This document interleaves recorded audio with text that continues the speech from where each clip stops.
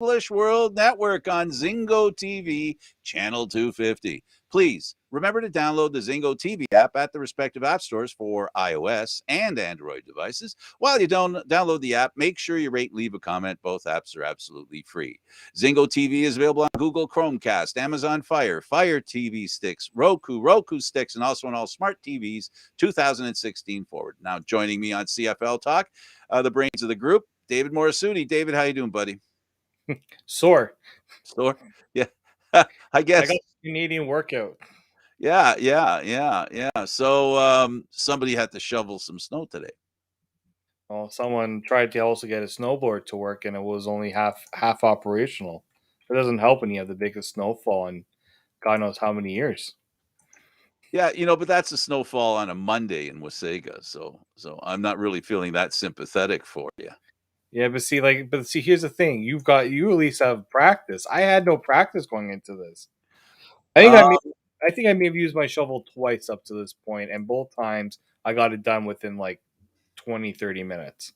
That I have to admit, because I start the snowblower now and it goes on its own. It knows exactly where to go. it's like a Roomba, one of those. Have you? I'm sorry, I changed the subject and I didn't mean to. But have you seen the new remote control snowblowers? If it hasn't been invented, Frank, let's go to what is it? Dragon's Den. We'll go and pitch them. I'm sure we Oh, get for sure. A all the money. Roomba snowblower, they've got that invented. Yeah, so you had a lot of snow today, and you have the good fortune of having a fire hydrant on your property. Oh my god! And that fire hydrant isn't completely visible from the street, thanks to the city of Toronto's snowplows. Hey, listen, we have here. We live on a kind of a main street, not a main street, but a main street. Well, for where I am, yeah, it's a main street, and the snowplows go by here at about I'm going to say about 60 kilometers an hour. So it's not like on a side street they go pretty slow, right? No, and that snow, it fires at a good 15-20 feet. So it's just so you end up with a lot of snow deep into your driveway, and unfortunately, I have the neighbor's lawn on one side, and I have a bunch of a line of trees on that side, and on the other side, I put a fence up. So I literally have very difficult. It's very difficult for me to get rid of the snow. But I'll tell you, the snowblower worked, thank goodness, and without it, I would not survive. I'll tell you, the weather has gotten ugly, but it wasn't that bad for us today as it was for you. You said what? How high was it? By the time I got out there, because I worked the night before, it was about up to my waist. I'm about I would say close to three. I would say 3 feet, and it's Wow, no exaggeration. Like wow. it just and the problem was it was also blowing snow. Like I was looking at the top of my house, and I said, "Oh boy!" Like I have a skylight at my front entrance.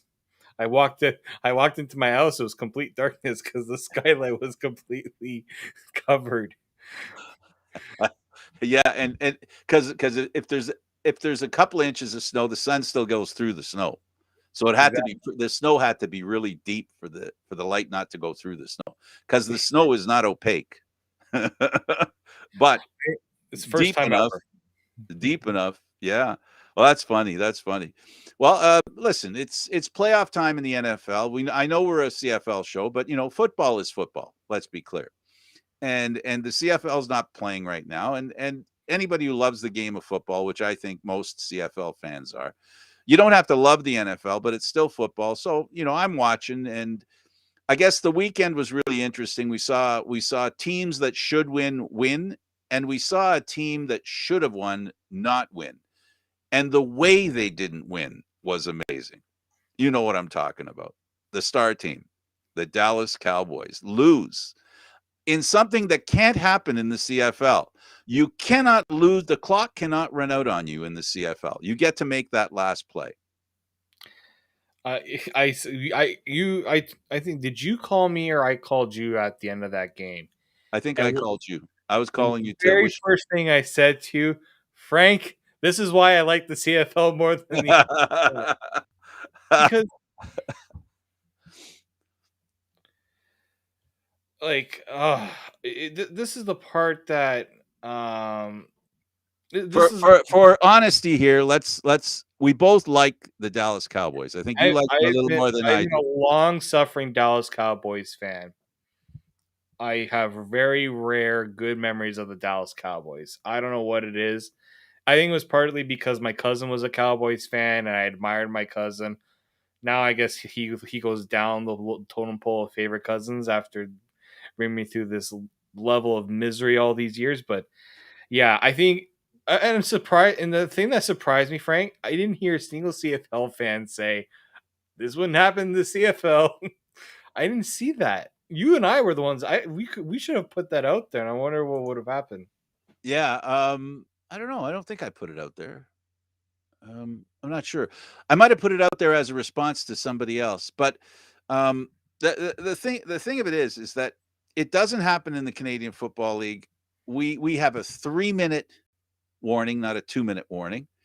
The Canadian Football League, you know, listen, we can talk about how it's become, what but historically, the Canadian Football League, it's almost like the NBA, right? Where everything the game is the last few minutes, the game if you miss the beginning of the game and you watch the last half of the quarter, the last quarter, you're going to watch the most exciting part of the Canadian Football League, or at least the opportunity to be exciting. And that's what I think NFL fans were denied, regardless of whether you're a Cowboy fan or not. We saw probably one of the most exciting games, at least this weekend for sure. At the end of the game, this was the most interesting game of the weekend, and it was building up, and it was becoming one of those games where it wasn't just about a team doing well. It was about teams not putting, like for example, San Francisco not putting the Cowboys to bed. All these wonderful openings, and the game wasn't over, and then it ends because the clock runs out, and in a very contentious way. So for the viewers, explain to them, in case they weren't watching because they're CFL fans and they didn't watch, explain to the fans that are watching what happened. Okay, so after so the 49ers, it's funny because this reminds me of the Argos earlier against BC. See, that's where we were going to go with this, So, folks. Yeah. We're so going to in the go to the CFL. so the 49ers needed to get a first down so that they could run out the rest of the clock and basically end the game. Well, what happened was the Cowboys were able to get a stop and forced the 49ers to punt the ball back. Well, they had about, I think, 40 seconds left in the game, no timeouts, and they had to try to march all the way down the field, and they needed a touchdown. Well, it was getting interesting because a 10-yard pass, sidelines, stop the clock. 10-yard pass outside, because because that's the only way you can stop the clock. Obviously, in the CFL, you get time to set the ball, and as soon as the plays whistled in, Ready to that's go, when yeah. the clock starts. So that's the big difference there. And so it got to about 14 seconds left in the game, and Dak Prescott, the Cowboys quarterback, decides all the 49ers defenders are on the sidelines. Right, They're which is what they should have done in the first place, Yes. if you listen to Romo. So the point was the Cowboys said, okay, we're gonna take that run up the middle to get the yards we need and quickly spike the ball. Well, as I read today, usually you need about 17 to 18 seconds to pull off a play like that. And what happened was the Cowboys ran a little bit too far. They got a little too excited about how many yards they were getting. And so as the referee tried to come and set the ball and bumped into a few Cowboys on the way to do it because they didn't do this properly.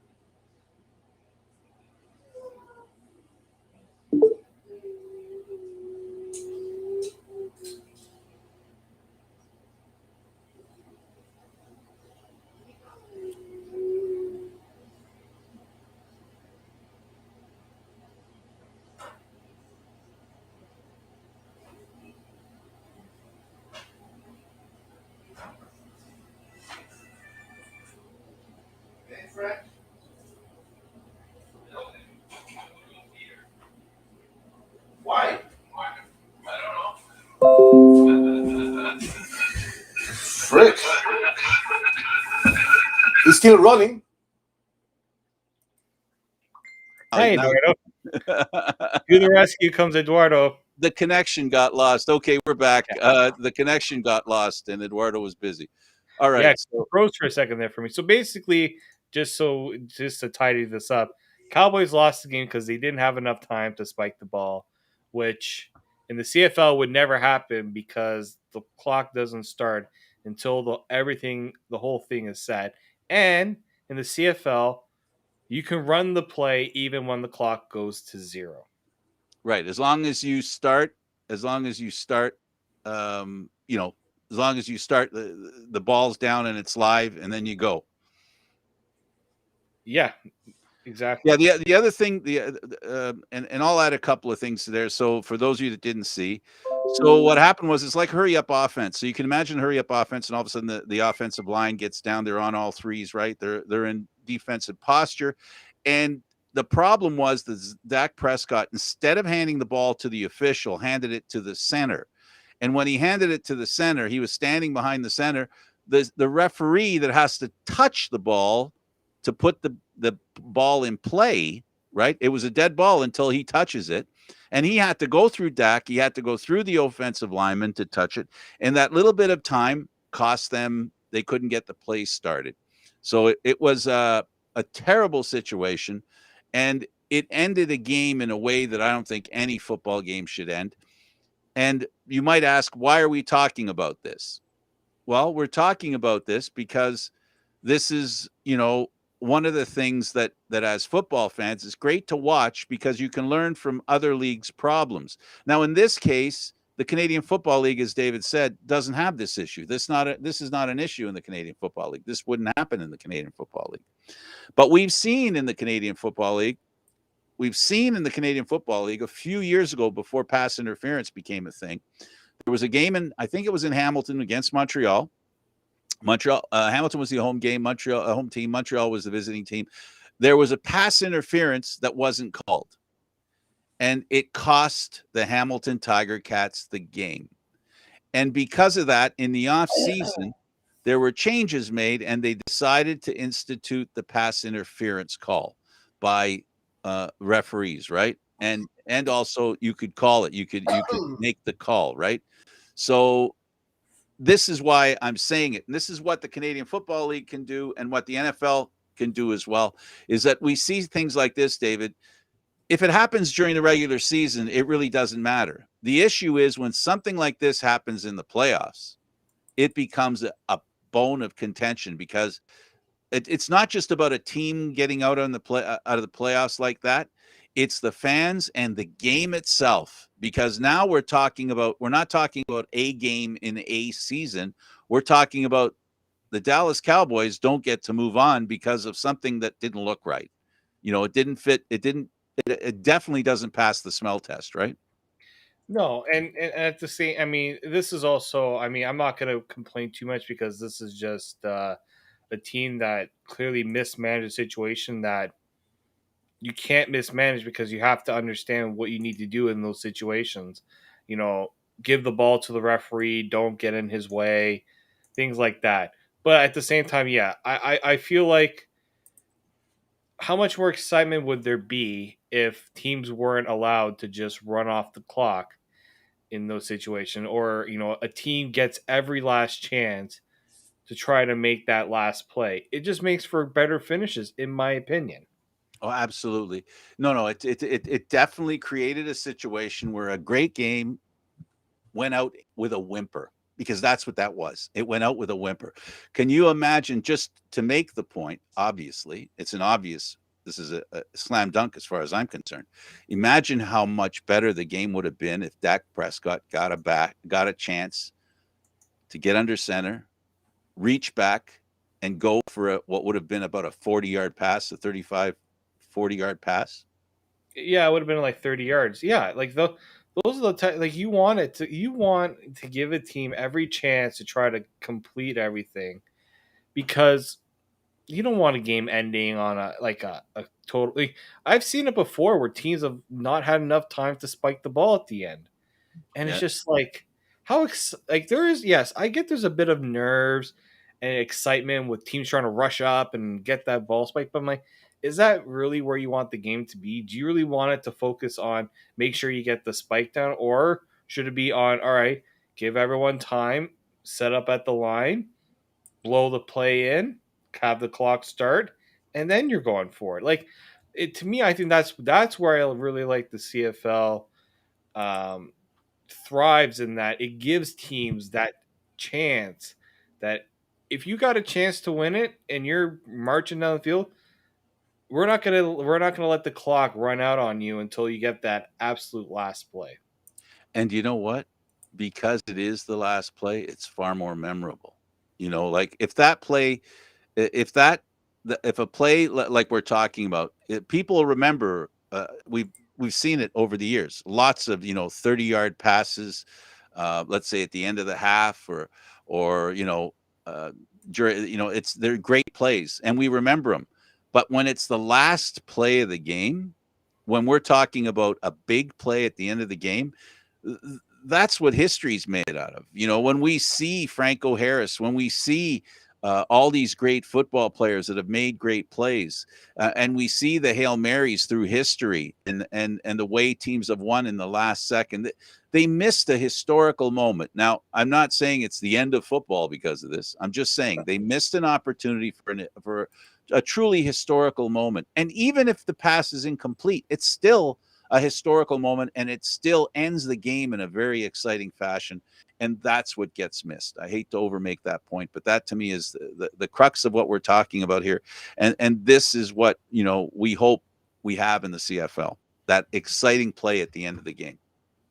Yeah, because yeah, I mean we've had so many of those, and look, and the NFL has had them too. I'm not going to say that like that's one thing the CFL has over the NFL completely, because we have seen great plays come right down to the end. It's just you have to in a way think of the entertainment of the game in some regards. What's going to make for the more entertaining finish? And what was everybody talking about? Oh, look how they terribly managed the clock. Look at how Yeah. terrible that final play was. It wasn't about the game itself, Or a which, play. right? And it was Right. all about they couldn't set themselves up in time to get that last play, which I'm sorry. And A and negative ending to the game. This is yeah. the whole thing. Because no matter what, that Hail Mary pass that's going into the end zone, right? It ends up positively for somebody, negatively for somebody. But there's a positive end to it. A great defensive play or a great offensive play. But the way it ended was a thud. It was just a terrible, terrible thud. It was a great game, and no one here. I don't think you. I know you aren't, because we talked before the show, and I know for a fact that in no way are you saying that San Francisco didn't deserve to win. We agree that San Francisco was the better team. Was it the better team if the rules were a little different? That's of course an open question. But as the rules are laid out today in the NFL, they deserved the win, and they were full value for the win. And we've seen it in the Canadian Football League, right? What we saw the Dallas Cowboys do is what we saw the Toronto Argonauts do with the Hamilton Tiger Cats. Two perfectly good examples. And on top of that, unruly fans.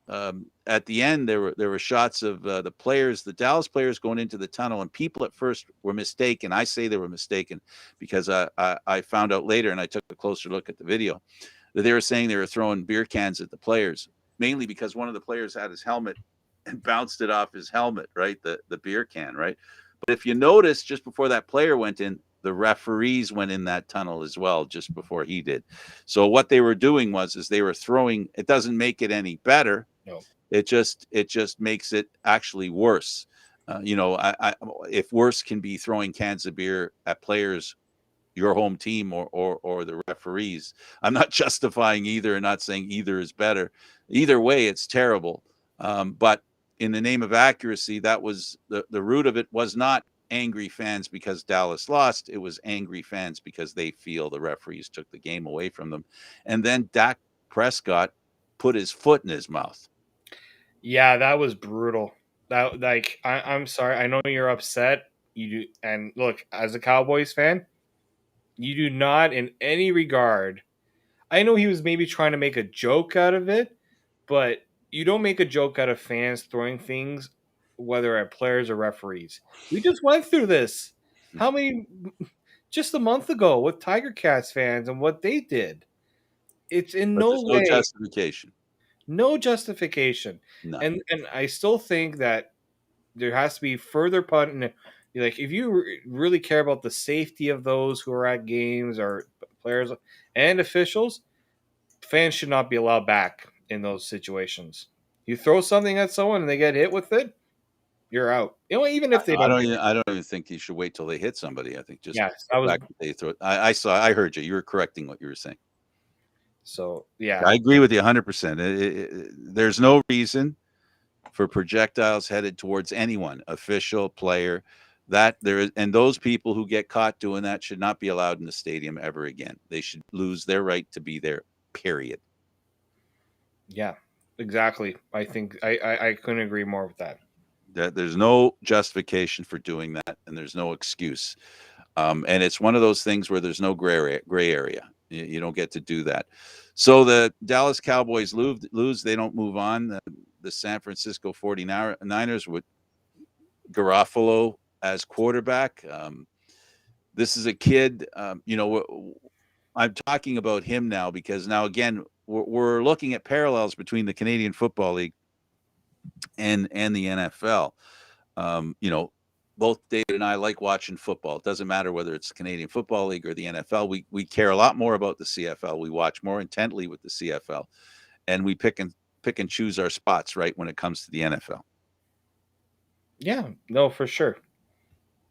So now you look at Garofalo. We've talked about the Canadian Football League, and maybe it's time for quarterbacks in the CFL like Garofalo. He was a Come on. Garofalo. Oh, yeah, we got to Yeah, go. I know. Okay, I want to say it the other way, but You my can go mother Jimmy D if you want. Garofalo. If you want to, if Jimmy you want to G. go with how everyone calls him. He was a number two behind a pretty good quarterback, and the Canadian Football League has a lot of great quarterbacks. The problem that the Canadian Football League is having is it has been difficult for me anyway to see any new era quarterbacks. The last group of quarterbacks that came out in the CFL were Harris and the guy who won the MOP this year at the Grey Cup. I don't know of any. I mean, there Cat fans are going to say Dane, but Dane hasn't won the game. He hasn't been the sole number one. He's been a 1A, right? Mazzoli is a guy that we could have said, he's not much younger than Caleros and Harris, right? So he's probably from that generation too.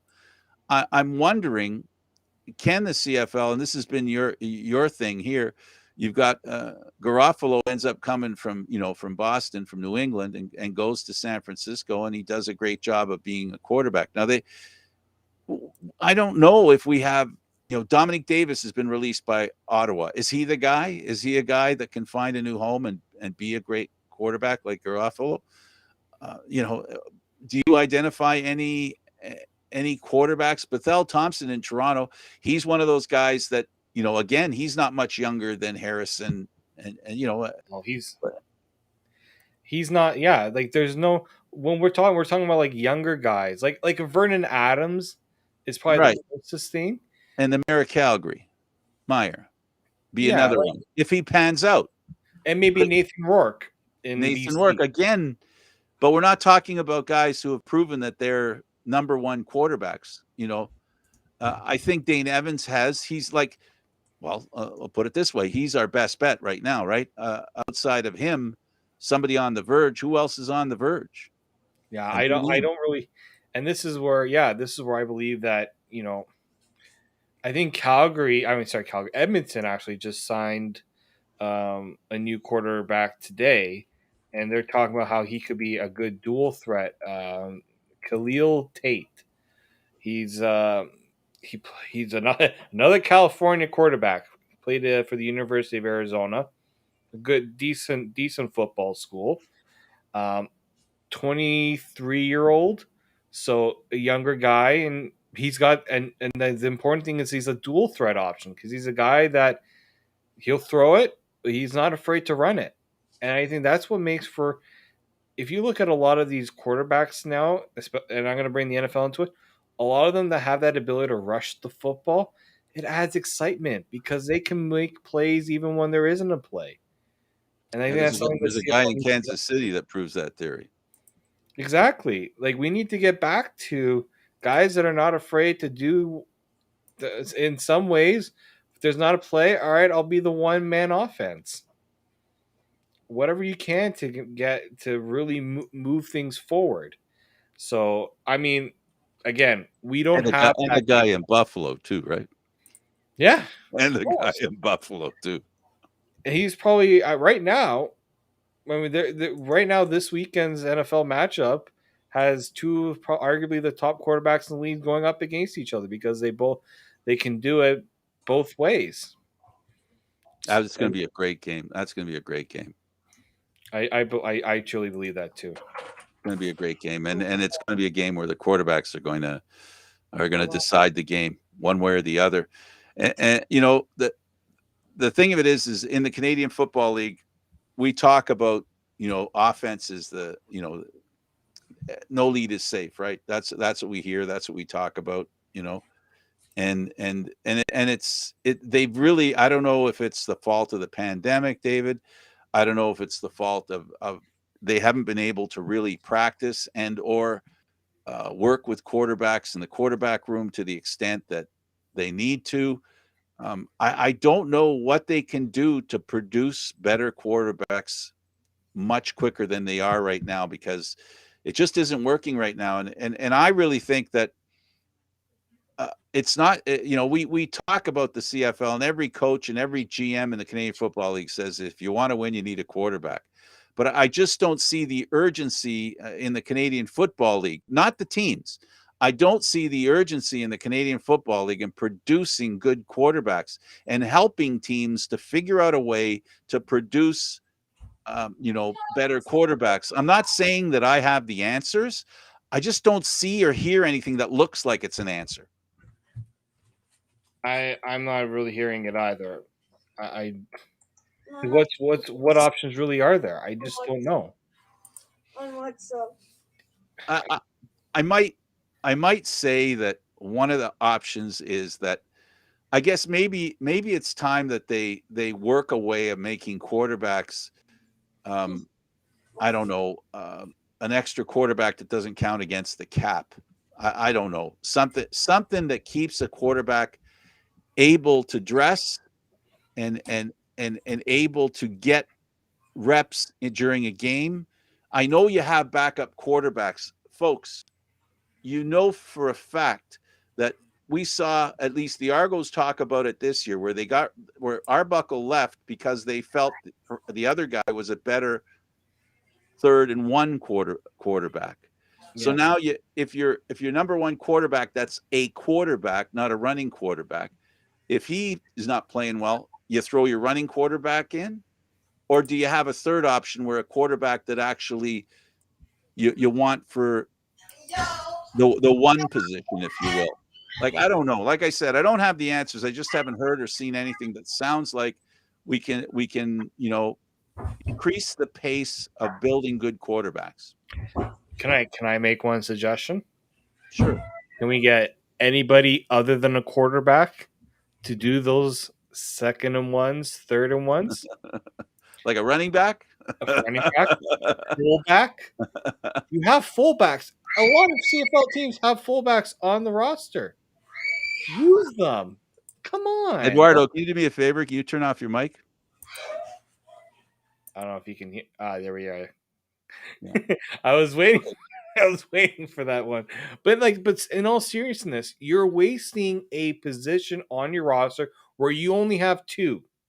You only have two quarterbacks you're allowed to dress. My first gripe with that, of course, because in the NFL, most teams can have three quarterbacks around at least.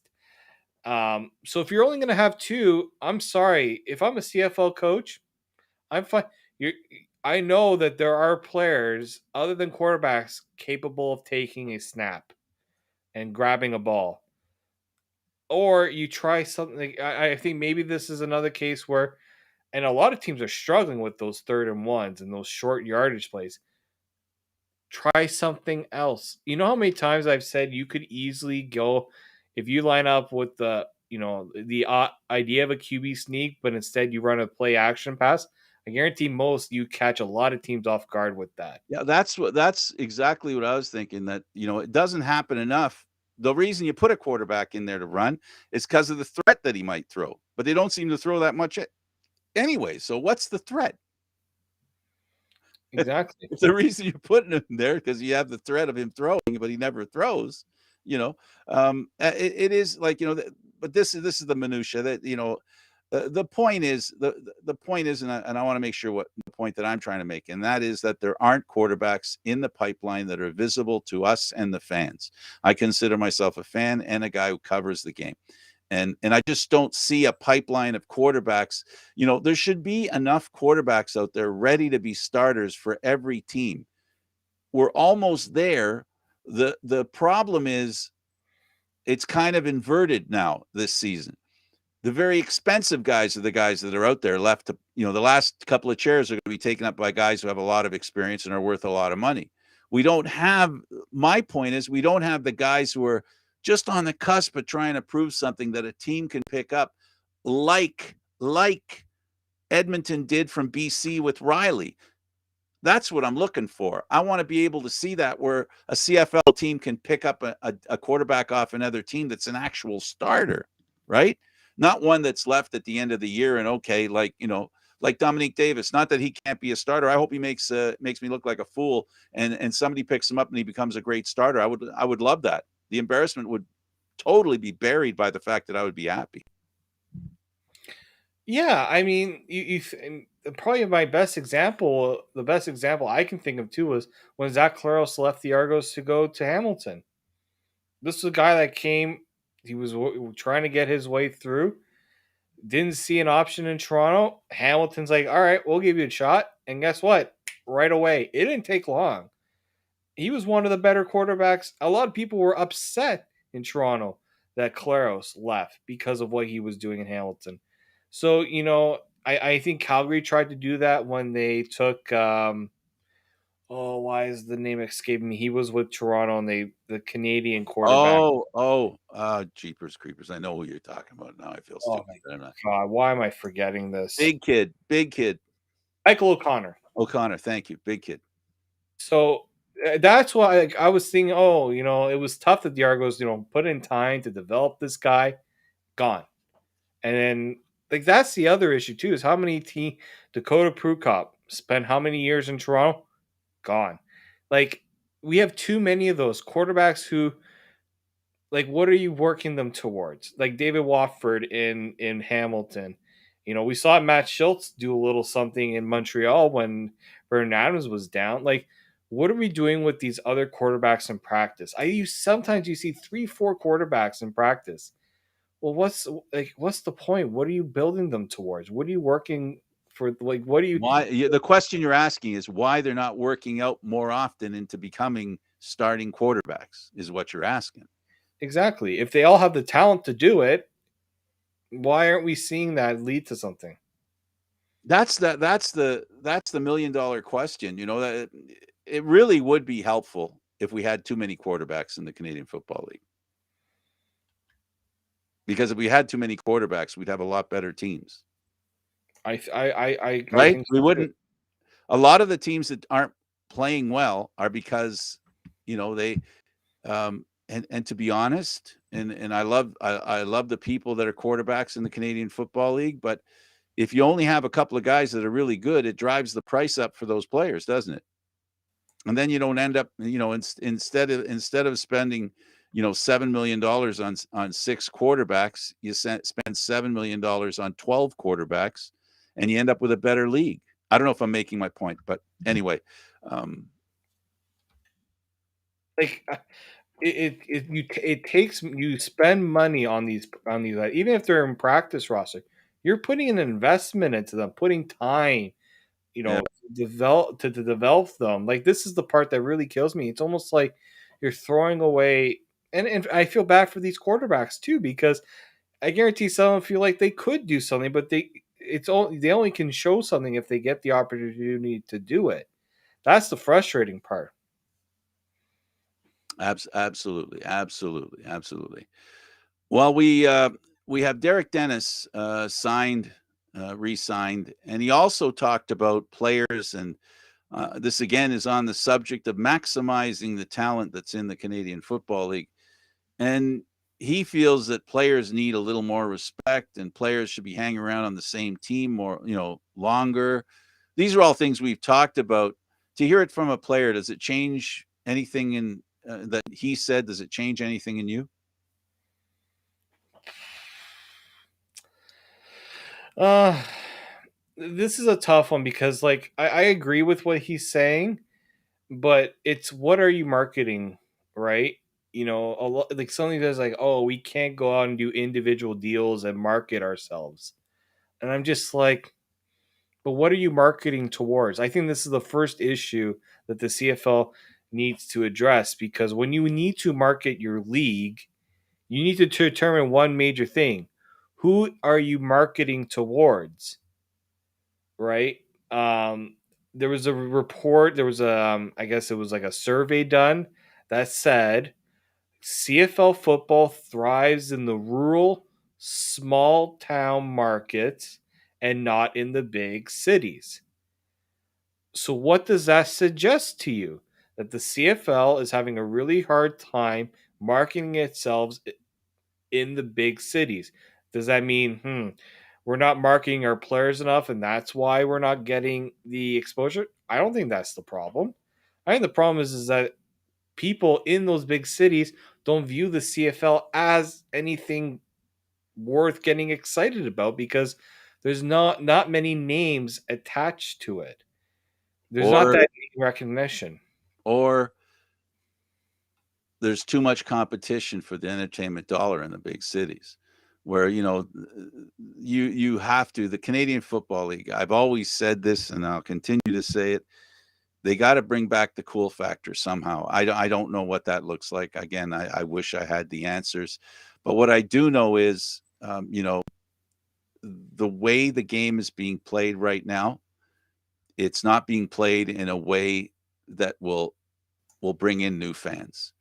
It might hold a lot of the old fans, but I can hear it from a lot of fans who are not happy with the game and the way it's being played right now. Um, it's not that there isn't any excitement, David. It's there isn't as much. It's not that there aren't great endings to games, because there are. There just aren't as much. Is it the pandemic, or worse? Are we resting on our laurels because of the pandemic? Are people taking a pause emotionally, that run the league, that make the league work, and everybody involved in the league? We're more concerned about getting to play, not how we play. Yeah, and I think it also comes down to, I look at what other sports do to market. Like, I'm gonna bring in TFC and what they just did, bringing in a player of star caliber. One player is bringing up so much interest in a team. So, is this maybe an opportunity for the CFL to say, you know what? What if we did this thing? You get one slot on your roster, Like they used to have. like they used to have. Remember what Rocket Ishmael did to Toronto? One spot on you get one designated spot on your roster. Use it for wherever you want, and you get a cap. You can still cap it of this amount of money to pay towards that player, because just by having that player here already brings up your marketability. You don't even need to spend that much money to market them. just by bringing them in and what they provide, it already does it for you. And a lot of players don't want to come to the CFL right now because they look at how much money is they make, how much they get taxed. Because that was another thing when TFC brought in Insignia, that they had to work out a deal to deal with the taxes, and that's a big factor for a lot of these players. But if you were to Canadian incentivize, dollar.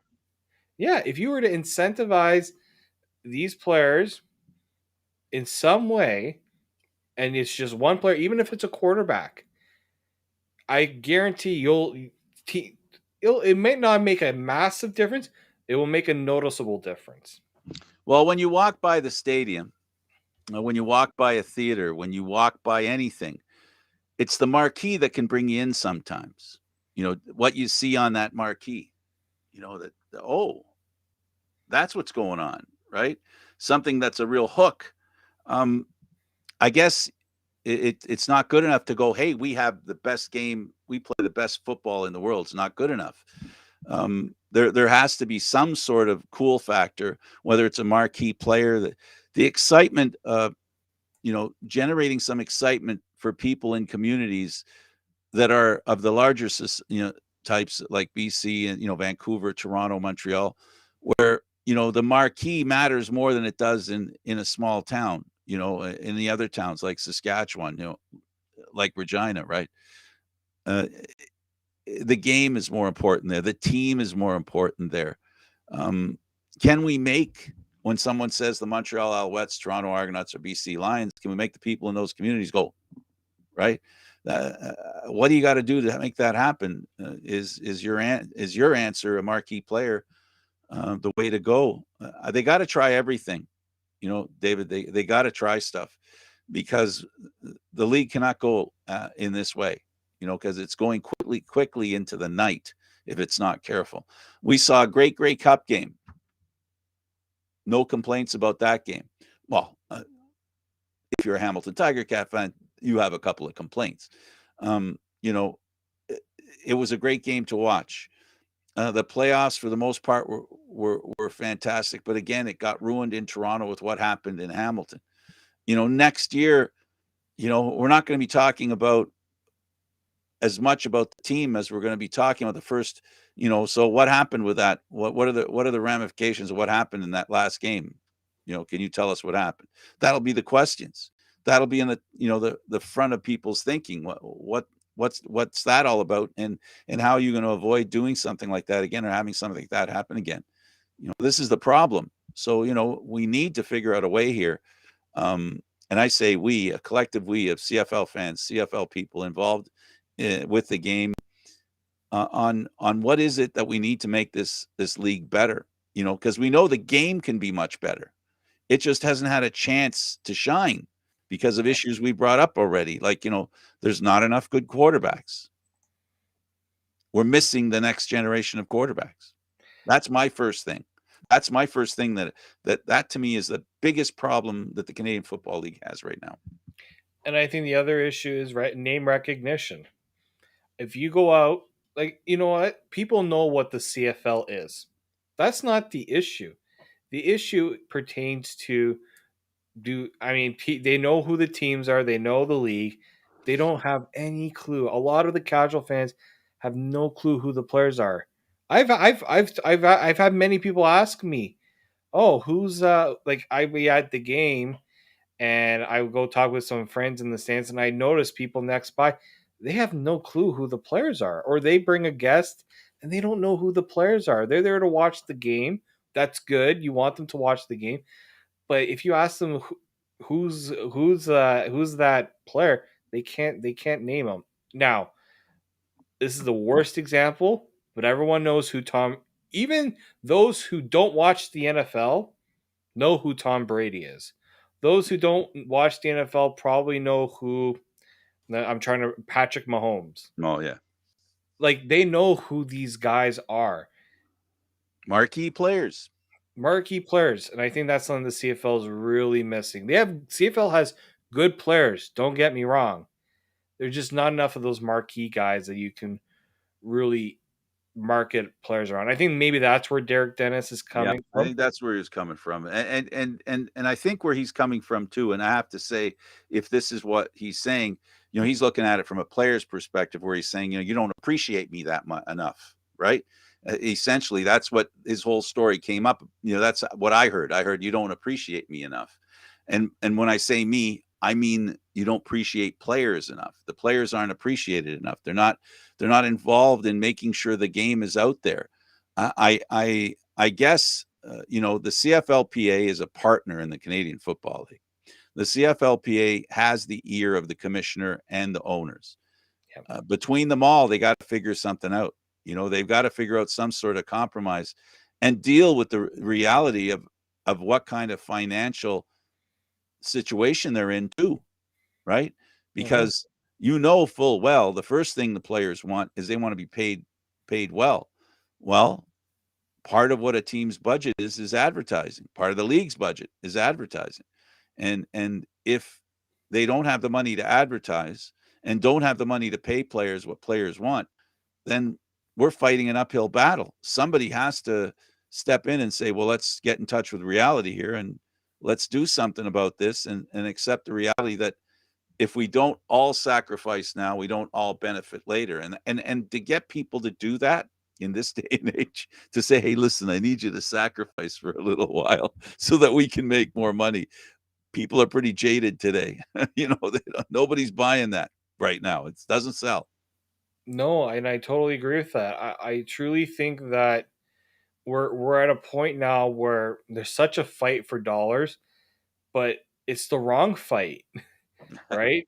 The league is trying to figure out ways to help its revenues, but hasn't really found that it hasn't found the right way, in my opinion, to generate those revenues, because I don't think it really it's too much on the what's worked for us in the past. Why would we change it? Well, the reason why is because it's not working in the other areas, in the areas that makes the most sense. So yeah, I think that's where the CFL needs to cut.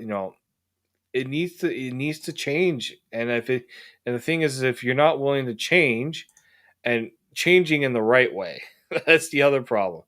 The Yeah. league does not have to change its rules to be a bit more marketable league, or I don't think it needs to do that. But it needs to find a way to market the product on the field, because we keep hearing them say we think we have the greatest product on the field. Well, if people don't aren't talking about the product on the field and are too busy talking about the issues you're having off the field, you're spinning your wheels. I'd like to also add before we go out, we got a few minutes left, so I want to make sure I get this in. It's not to say that teams aren't understanding they need to work together, because it's become common knowledge, at least in the media, that the Saskatchewan Roughriders understand and are willing to buy into the idea of revenue sharing. Now, to have a team like Saskatchewan say they're willing to do that, like I said, for them to do that, that's quite a leap.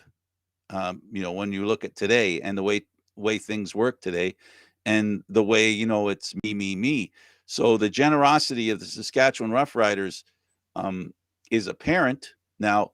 You know, it sounds like they're willing to do something like that, but I can understand that people are saying, why the heck should a small market team, because that's what Saskatchewan is, a small market team, support MLSC, a giant corporation in the billions of dollars, who need help to run a football team financially? It all comes down to working together for the greater good of the league. And you know what? MLSC has had to prop up other teams and other leagues as well, Yep. because they have the money to do it. Like, that's the whole point of revenue sharing. It doesn't matter who is involved. That's a collective effort of everyone involved to say, you know what, we need to do what we can to ensure that our league is thriving. And this is I think this is probably one of the few times where I feel like the CFL has come together to say, all right, we need to work together here to bring this all together. Not but they're a big corporation and they should figure it out for themselves. That's not a cohesive league. That's not working together to solve your problem. That's just blaming someone else for their issues, and why should you help them out? Yeah. That's not what a league is about, in my opinion. No, and then there have to be, as much as the Argos were victimized by what happened after the last game, it's still an issue they have to deal with, and regardless of any blame that goes, in management's the Argo management side, we know that a player was blamed, player was suspended for a few games. Could it have been avoided? And the reason I say this is that we can't afford to see mistakes like this in the Canadian Football League. They can't afford, these kinds of mistakes, ones that suggest that their number one quarterback's not going to be able to play in the big playoff game because he went somewhere he shouldn't have gone. So, right now, the Argos have some egg to remove, and that's unfortunate because they got other issues they need to take care of about, that are more important than that. And this is the difficulty that the Canadian Football League suffers together. So I guess what you're saying and what I agree with is I think that as a league, they have to figure out how to avoid these kinds of mistakes. I do a show as well with the National Lacrosse League, and the owners there have a commissioner who brings in new ownership groups and speaks to existing ownership groups and has come to some conclusions as to what makes a successful franchise. And they've done a pretty good job of that, not making the kind of mistakes that new ownership does or ownership that's failing. They don't let ownerships fail. So I think the Canadian Football League needs to get into that category because I don't know how they do it. They can't afford to have teams go through spells like the Argos went through before this past year, the one that Ottawa's going through. I mean, teams can't win all the time. I think we can agree on that. Teams can't always win. But it's when they lose in a horrible way that's no good.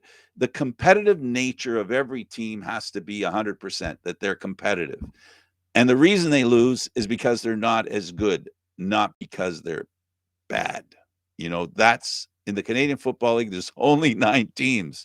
You can't afford to have a couple of bad teams. That's a high percentage of the league, right? And so everybody gets to see those teams often, right? So that they got to figure out a way to bring quarterbacks in to summarize what we're talking about here. Well, how do you feel about teams and the fact that they play badly? Is there something other teams in the league can do to help teams not hit such low rock bottom situations?